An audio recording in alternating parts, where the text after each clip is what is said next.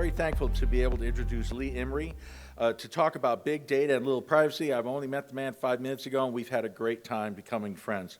Lee has worked in information security for over 30 years. Oh, it sounds very familiar. With a particular interest in privacy, artificial intelligence, machine learning, and intersection of law and the technology to support it. Very interesting. That's a very big area. He worked with and presented to and taught legal professionals, technologists, and law enforcement officials around the world. Please welcome Lee Emery.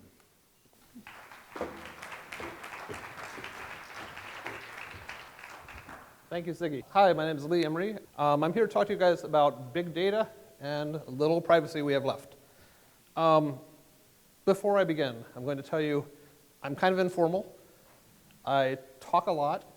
I hear myself talk a lot. I'm happy for you people to talk as well. If you have questions, feel free to jump in, shout things out. That's cool. If you want to wait till I'm done, that's cool as well. I hope you can all read that. It was much brighter on my laptop last night at 2 in the morning. What it says is big data, little privacy.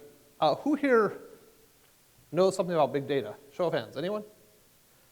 Okay. I'm not going to call on you, but I'll talk a little bit about what big data is.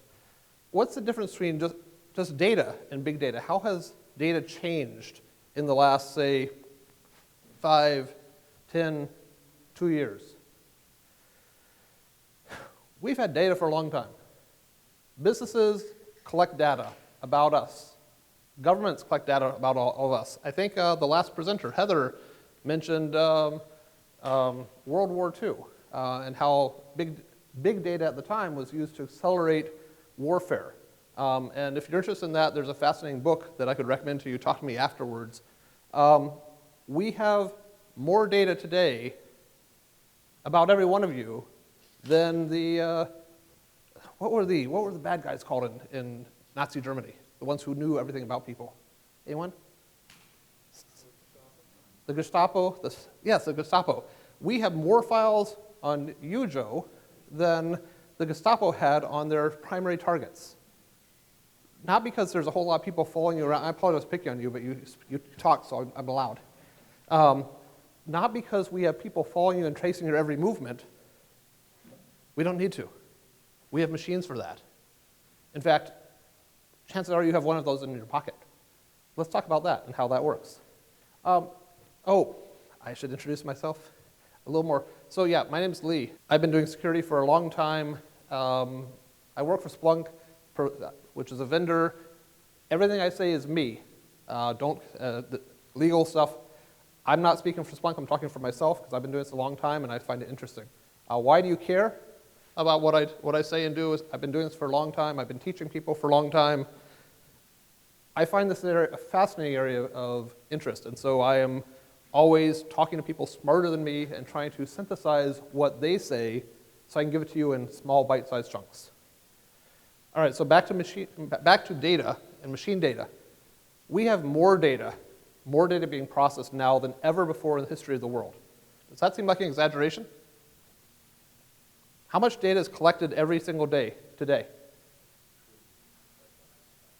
Lots and lots, that's correct. I think there's a study done several years ago that said in a given day, just a single company may generate more data than the entire Library of Congress generated for 200 years.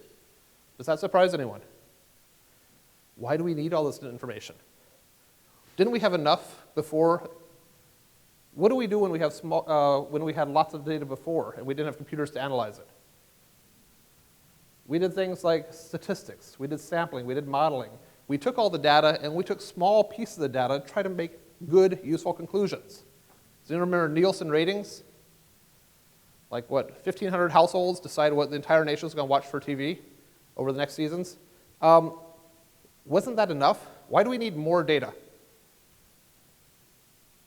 More data, it used to be infeasible. We couldn't do anything with it. We didn't have the ability to analyze more data. That's why we had to use sampling. We had to use subsets and so forth. But now we have machines that we can plug the data into. And these machines, this is a representation of the internet. This is a representation of processing of data. Nobody is looking at me like I'm crazy. This is my representation. How is it my representation? Can you tell me what this machine does? Exactly. It is a machine that takes an enormous amount of data that goes in those big vats up there, and it sends data in one place to another. It processes data, and it produces some sort of output that some people find useful. Kind of like the internet, kind of like machine processing. The data that your company collects, the data that your government collects, the data that companies you have never even heard of collect about you is an asset. And it provides value to the companies that collect it. What value does it provide? How does it help? It helps you make better decisions. I gave the example of Nielsen helping figure out what should be on prime time. That's not important. We don't care about that. What's real value of data? What can big data do for us today that sampling can't do? It can provide us better and more sensitive analysis of what's happening in the world, in our companies, in our labs, in our scientific experiments that will help us to draw conclusions that otherwise we couldn't draw. Is that a big deal? Well, what's the advantage of having a larger data set in the statistical analysis?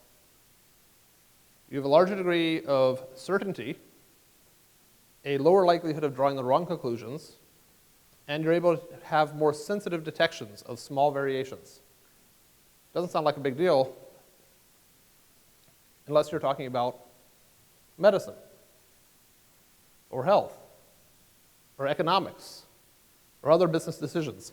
One of the things big data is used for today by World Health Organization, by NIH, by CDC, and others is to detect,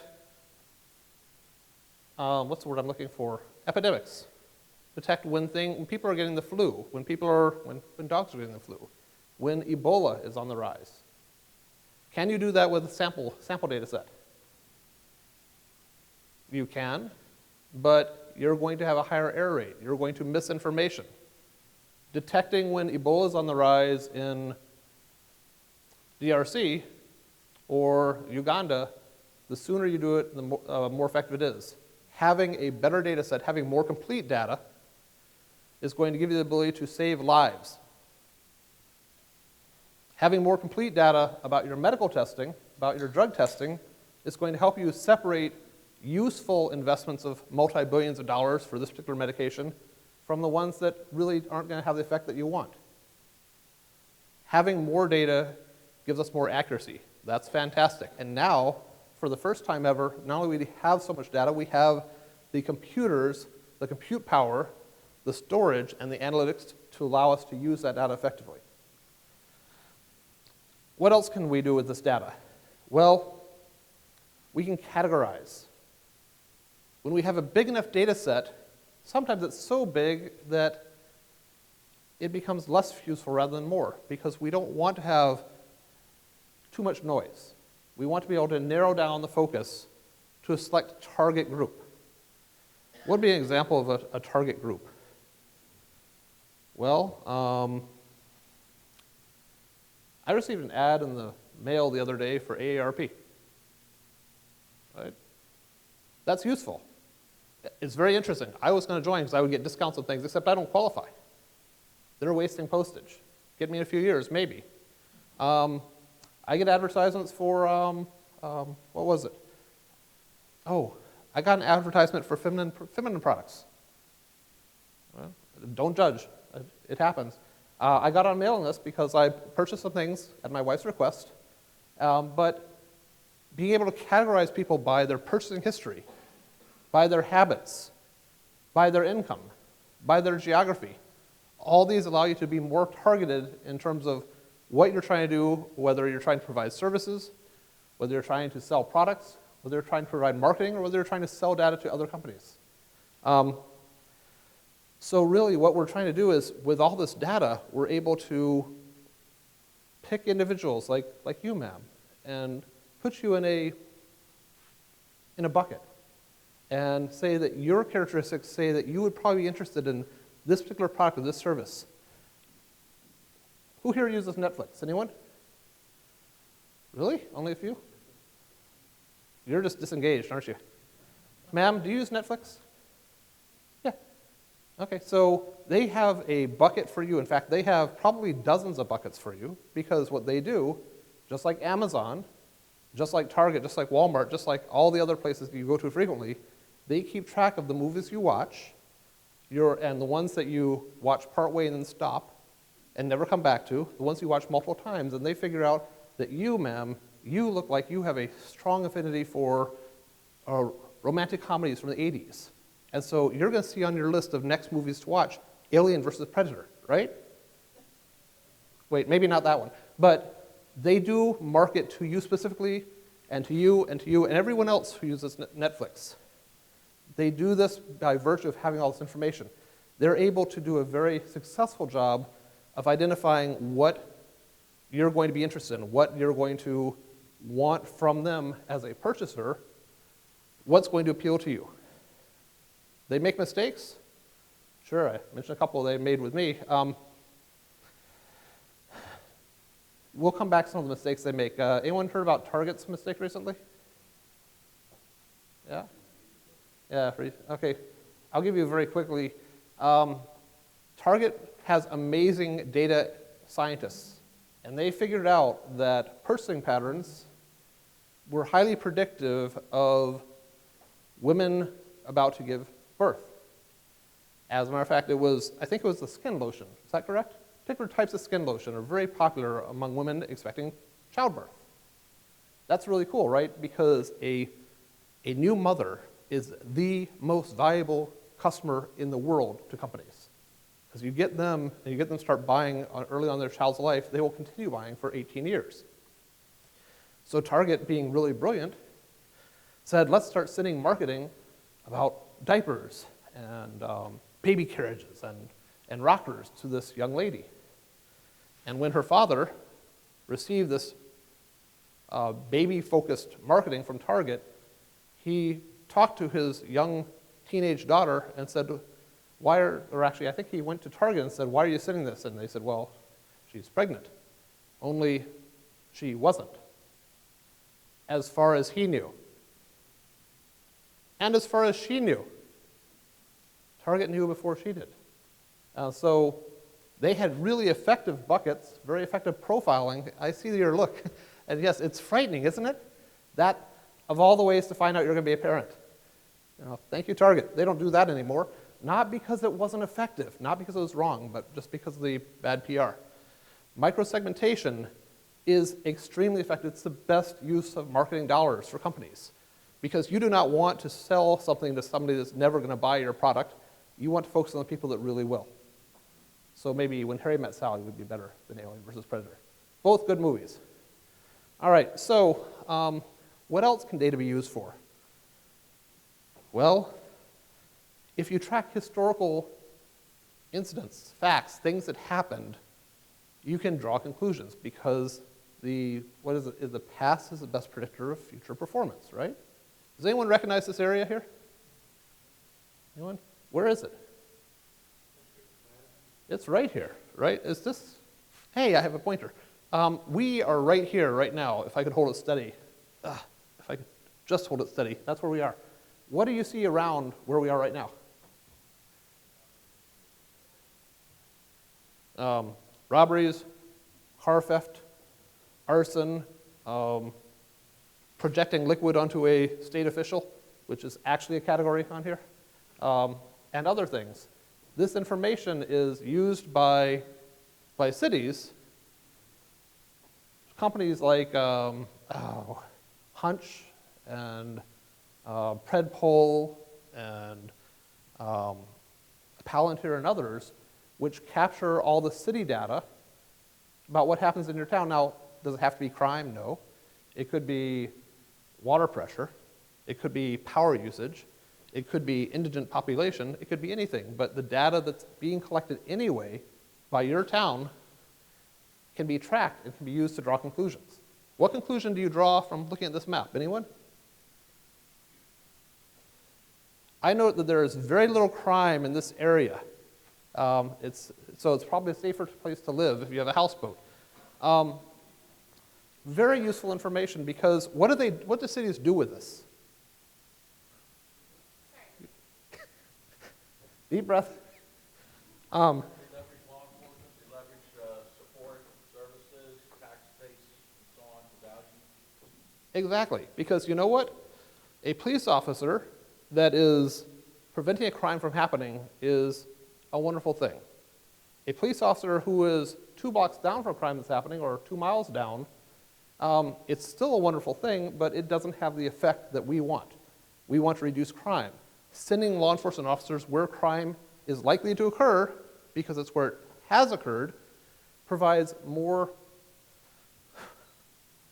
bang for the buck is a really bad phrase to use, but more value, return on investment. Is it better? Okay. Sorry, I knew that was going to come out wrong when I said it. But by keeping the data that you are tracking anyway, it can be used to provide better protection for you and your loved ones. That's fantastic. And you know what's great about it, too? How many of you have watched the, old crime procedurals, police procedurals from the 80s where, well, we're going to this section of town because all the bad stuff always happens over here. People have their hunches. They know the area. They say, this is a bad area of town. And so they send police officers over there. But it's just a hunch. It's just based on the perception of somebody who happened to have served as a beat officer in that area in that time, or whatever. It's not based on data. This is data. This is what actually happened. This is unbiased, and it is something that can be relied on by all the citizens, right? Okay, I see your skeptical look, but we'll come back to that, sir. Ideally, it's unbiased data and helps us provide better, more reliable, and more defensible decisions about deployment of resources, whether it be law enforcement or electrical power grid or whatever. What else can we do? Why do companies do this? Why do companies map where crimes occur and sell that service to cities and counties? Why do companies put you in a box that says you like romantic comedies from the 80s? Well, they do it to make money, right? There's a lot of money there. Netflix versus Blockbuster, who won? Okay. For those of you in the audience, Blockbuster used to be a video store back in the days of VHS videotapes. They're gone now. Netflix won because they did a better job of targeting their market through the use of targeted data. Amazon, who here shops with Amazon? Do they make good suggestions, things you're actually interested in? Sometimes, yeah. Well, your shopping habits are a little questionable. That's just you. But the rest of us, but seriously, what they do is they track not just what you buy, but what you look at, what you browse, what you come back to, what you save. And they use that to make suggestions, not just based on your buying history, but also based on the buying history of others with similar characteristics, going back to the paint buckets we had on the previous slide. And they do it because it makes them more effective at providing whatever service or product they're providing. All right, I'm going to make a total jump of topic just to mess with everyone's head. You guys don't have a lot of problems with hurricanes up here in Wisconsin, do you? Okay. No? Okay. In some areas where they do, what product sells out first when there's an incoming hurricane? Plywood and what? Both excellent suggestions. Sir, you know the real answer? That's number 2. Pop-Tarts. Pop-Tarts. Why is that? Would any of you have guessed that? You wouldn't have guessed that, but in hindsight, you look at it and you're like, well, it doesn't require refrigeration. Individually wrapped. Kids will eat it. Doesn't need to be cooked. Don't need utensils. It's very practical if you don't know when you're going to have food or power or heat or any of those things. People will buy out all the Pop-Tarts in the store. And yes, water is more important, but usually stores have more water than Pop-Tarts until they start collecting this data. They collected the data and they figured this out, and now when there's bad weather detected, there are trucks carrying massive amounts of strawberry Pop-Tarts to affected areas. You are laughing. You think I'm making this up, don't you? Send me an email. I'll give you the references. But they do that because they make money, which is good for them, but they also do that because it provides better service to the customer. It's giving us what we want. In some cases, giving us what we need. It can help you make a lot of money. So big data is pretty cool, right? Let's see. It's pretty nice. A lot of value there. There's always a but. It's time, that was actually for Daniel. It's time to address the elephants in the room. What's the downside of big data? Well, what? Where do you put it all? Stephen Wright, you can't have everything. Where would you put it? I like you, sir. We'll get together later for a beer. But there's a downside because we're collecting a lot of data. How much data are we collecting? Okay, I have a question. Quick show of hands, how many of you are local to Minnesota, Madison area? Sorry, you tell I've been traveling too much. How many of you are local to a place that begins in M? Okay. I'm going to ask for one brave volunteer to tell me, on their way here today from their home, shout out how many times you think you were photographed. There's no brave volunteers here in Madison. Come on. Anyone? 3, 50 to 100? Both good answers. Let's up it by an order of magnitude. Would you believe 900? 900 times on your way here, on the average, on the way to work. Yes, sir? Constantly. That may be true. I'm sorry. So every time I talk, I tend to screw up. I screw up a lot because it takes the pressure off. The way I screwed up today is that I gave you a statistic that, while a perfectly valid statistic, it was for the wrong place. That's actually in London, which, there's probably more cameras there. But it's also the wrong time. That was from about 15 years ago. 15 years ago. Approximately 1,000 pictures of everyone going to work every day. How many pictures do you think are taken now? Honestly, I don't know for Madison. I know that Chicago is one of the most photographed cities in terms of CCTV cameras and so forth, one of the most monitored cities in the country now, and it has far surpassed 900 pictures a day for the average person. We are tracked and measured everywhere. Is this a good thing? Maybe. Makes it a lot easier to track down things like the Boston bomber if you've got cameras everywhere. But the other thing is, do you want to be tracked everywhere all the time? What was there's some amendment about search and surveillance. Anyone read the amendments? Sir, you know? Yes, thank you. Thank you for not saying second, because that would be a totally different conversation. Yeah, so we have all this tracking of us, and it's not being done by the government for the most part, which means that the Fourth Amendment has no application, no protection. It's being done by private companies. That data can be pulled by the government. In some cases, private companies are hired by the government to give them this information. In other cases, it's just subpoenaed and so forth. This information is out there, and it is being tracked about you and you and you and you. And it's being monitored and it's being sold. Anyone here catch an Uber on the way here? Uber? Sir, you caught an Uber? Several people caught Ubers. All right, so do you trust Uber with your data? That's a very good and very safe answer. I like it. I don't remember how many years ago, probably 3 years ago, Uber was having one of their, it was a sales kickoff or investor kickoff or something, and they wanted to show off how effective their tools were. So they said, let's see where Brad Pitt is now. Honestly, I don't remember if it was Brad Pitt. It was some media figure, some actor, and they pulled up this figure and had a dot showing the streets of New York where he was in an Uber at that point in time. And they did it just to show that they could. That's interesting. It's a little bit concerning, but not that bad, right? I mean, he's a public figure. He's a celebrity. We expect that. But then they also had another experiment where the data scientists said, we've got all this great data. What can we use it for? What kind of analytics can we do that other people can't do? Show off what our data is good for. How many of you went to college? A couple people, yeah? Does the term walk of shame mean anything to you? Okay, maybe that's crossing a line. I don't know. I'll cross back. But Uber did an analytics where they mapped all the people who took an Uber from a bar or a nightclub at closing time to an address that was not their own. And then the following morning, took an Uber from that address to their home.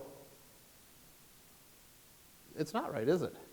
And what they did with that data as a public service is that they published a list of the best hookup bars, where you should go if you want to be one of those people. So again, one of the downsides of big data is they're collecting data about you all the time, every second of every day. Those of you who have Uber on your phone, or a lot of other weather applications, they track your location all the time because they need it for the weather, and then they sell the data about you.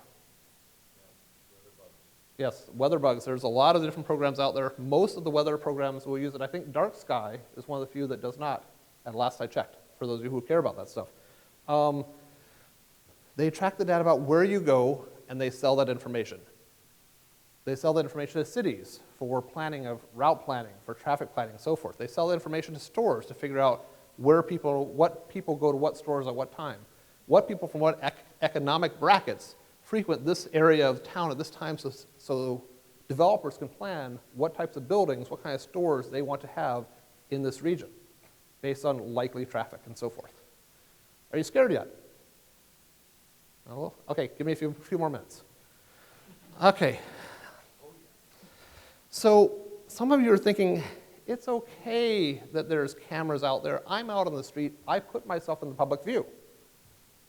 I asked for this. I'm in public. But context matters, doesn't it? You may be comfortable having 10,000 pictures you taken on your way here in the morning or on your way to work, right? You're like, maybe. Why is he pointing at me? But would you feel the same if that was following you around? Everywhere. That being the DJI Phantom, I think it is, the UAV, unmanned aerial vehicle. How many of you would feel a little creeped out if that was following you around every day for a year? Anyone? Okay, thank you. I was thinking, you guys are really laid back. I have a theory. You guys are thinking, he's just saying that. That's not a realistic thing. It would never happen. I don't have to be honest about this because it's never going to happen, right? Is that what's going on here? It happened. Anyone here live in Baltimore? Baltimore? Live in Baltimore? In 2016? So they had an unmanned aerial vehicle, the same kind, not the same model, but just like a civilian version of the Predator, circling the city 24 hours a day. Actually, I can't swear to that. I don't know if it's 24 hours a day or if it's only during daylight hours. I do not know. But I do know it's for approximately a year. And they were using it to track, just basically keep an eye in the sky, keep an eye on things. And it was not, the public was not told about this. This was done by law enforcement to provide a better picture, of overhead view of what's going on. And it was not tracking individuals. You could not say, I want to track Lee. Well, actually, you could. You could say that. They were not doing it. They were not tracking every individual, but they were able to target specific individuals for specific periods of time. So they could say, Lee lives here. That's Lee's car. I want to know everywhere Lee goes for the next 72 hours. And that same plane, the same UAV, it didn't have to follow me specifically because it was just doing a whole city from way up high. But it could track my car, and it would say, at 8:02, Lee got in his car. At 8:03, Lee drove north. At 8:04, to the second. And this was done for about a year until people found out about it. And they were a little wigged out. I think that's the right term, wigged out. People got upset because, privacy, rights, all that kind of nonsense that we used to think was important. And they said, this is no good. And so the company that was doing this service for Baltimore pulled it. And they stopped doing it. You heard about that, right? But you know what they're doing now?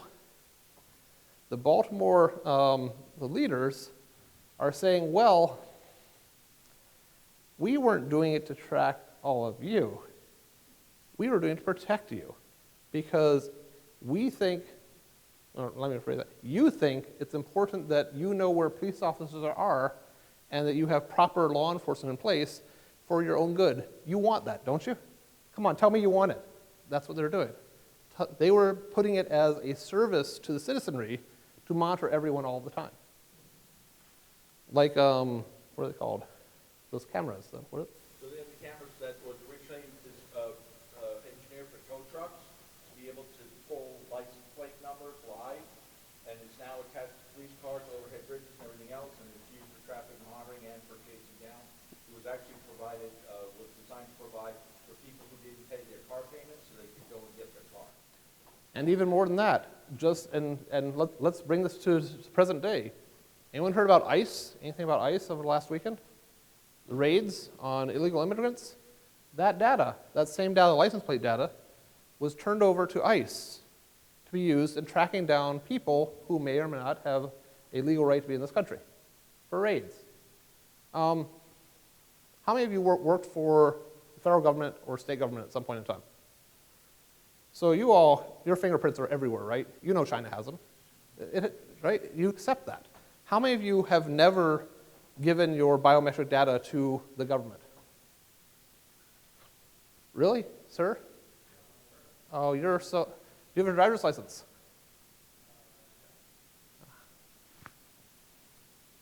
Biometric data. And the reason and I don't mean to pick on you, I would pick on anyone who actually said something. Did all of you hear about just a couple weeks ago, the state of California turned over all the biometric data of driver's licenses and state IDs to Immigration Customs Enforcement so that they could run these through facial recognition software that they haven't named whether it's Amazon Recognition or whatever, or the Google image search or the Facebook one, but they're being very cagey about it. But all the data that was provided to get a license to drive a car on the road has been turned over to the government to use in facial recognition to identify people that they might be interested in. Now, how many people are in this room today? 100, let's say? Will all illegal immigrants raise their hands? Anyone who here is an illegal immigrant, raise their hand, anyone? No? Let's say, for instance, hypothetically, one of you, Beth, you could be an illegal immigrant for today. 1%, if that ratio is true, and I just made it up, so it's probably not, but what we're saying is that we're willing to accept 99% of people who have never done anything wrong and are perfectly legitimate, all their information, your information, going into these databases to be able to identify you from any picture taken by any traffic cam, any CCTV, any border control, any TSA, I'm going through TSA later, to be able to track you and recognize you just because. So again, context matters. Oops. Boom. All right. Clearly, I pissed off my computer. There we go. Uses that we find acceptable in one context may not be acceptable in another. We provide biometric data to get onto airplanes faster. Who uses the fingerprint thing? Anyone? Really handy. It saves a lot of time, but I don't care. China has my information already. I used to work for the government. But we give the information to companies or to regulators or to government bodies under a certain set of assumptions, promises made, and then they use it for something else. How does that make us feel? Grumpy. Let's say it was grumpy. Is that okay? So we have to be careful how we allow information to be used. What else is this data used for? It's used to control. Is that an exaggeration? Does anyone think I'm overstating the case? Well, let's talk about Cambridge Analytica. Anyone heard of them? Who here thinks that I'm not saying that they decided, but who here thinks that it's possible that targeted information from a foreign nation sent to influenceable individuals may have possibly influenced an election? Had some influence. Anyone? I would say probably. I don't know if it would have changed it, but maybe one vote changed. We all accept that, right? So Facebook is really good at bucketing people. And why do they do that? You remember the buckets from earlier? Why do they do that? I told you in the next slide. Money. Because that allows them to send advertisements or targeted messaging to people that will be influenced by that messaging. They are good at it. That's why they just got fined $750 billion, I think, a couple of days ago, and they're shrugging it off. They don't care. People are saying it's not enough to make a difference. $750 billion. They make a lot of money doing it because they do it well, but they don't do it well enough on their own. They also buy information from the data brokers, like the Axioms and so forth of the world, that have files and files of data on each one of you. If you ask them for the amount of information they have, you'd be quite surprised. That information, the reason they do it is that marketers will use it to figure out what ad is going to make you open your wallet, right?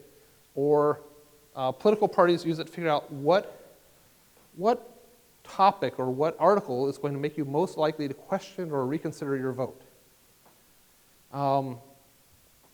They're used to control us.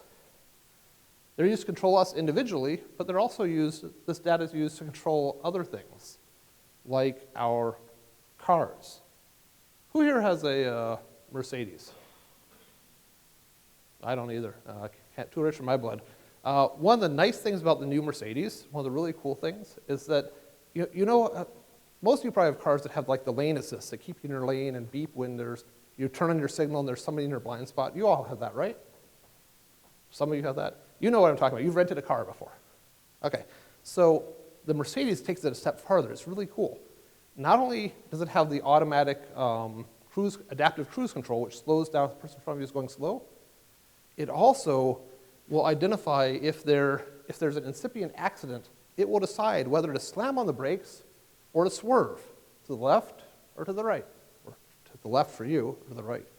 And it does that by analyzing whether or not the things in front of you are big and heavy and likely to kill you, or if they are soft and squishy and likely to simply dent your bumper. Soft and squishy like me, right? Like children, animals, nuns pushing baby carriages, that kind of stuff. The car will decide that if there is a vehicle, an oncoming vehicle over here, it's coming at you, it won't go that way, because a head-on collision is more likely to damage the occupant, the driver, or the person with money who paid for the car. Versus if you swerve over here onto the sidewalk and just plow through a few pedestrians, that's a darn shame, but it won't kill the driver who paid for the car. Did I mention paying for the car, the money? If that happens, God forbid, whose fault is it?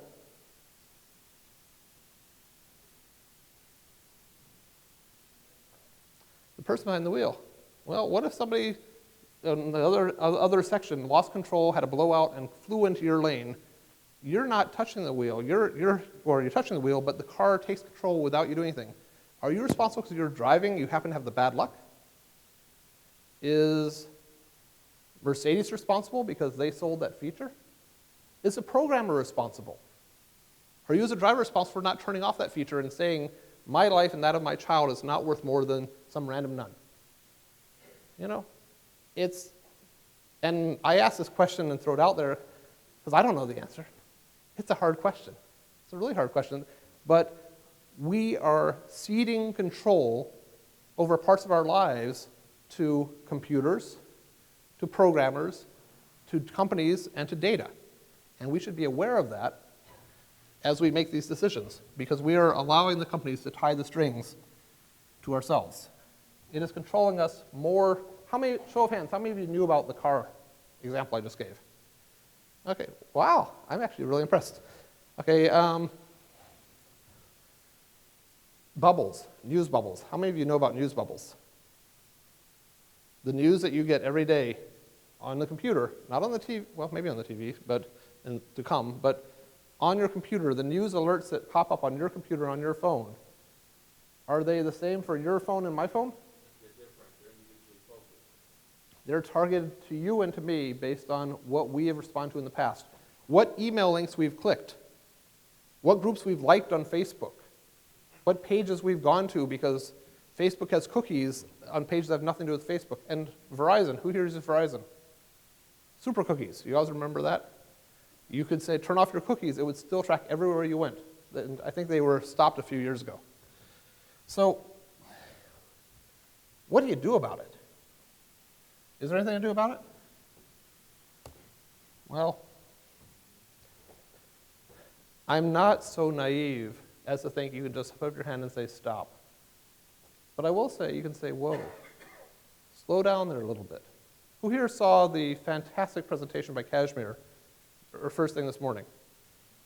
So we all know that it's easy to talk about, but I'm not going to tell you to turn off your Facebook and turn off your cell phone. I mean, I'll tell you to think about it, but ultimately it's your decision.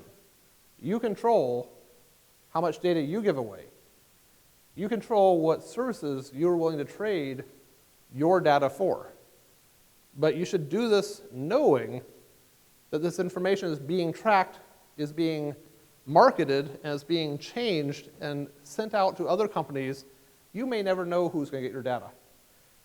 There was FaceApp. Who here has used FaceApp? Anyone heard of it? It's the hottest thing going around now. It's like the Benjamin Button or Dorian Gray thing. You put in a picture of yourself or your parents or your kids or your friends and press a button, it shows you how you're going to look in 40 years. How cool is that? And it does it with machine learning, and it's really pretty, it seems realistic. You look at the pictures like, yeah, I could see that. But to do that, what do you have to give up? You have to send your picture in. Well, that's true, but wait, there's more. You have to have access to your Facebook profile,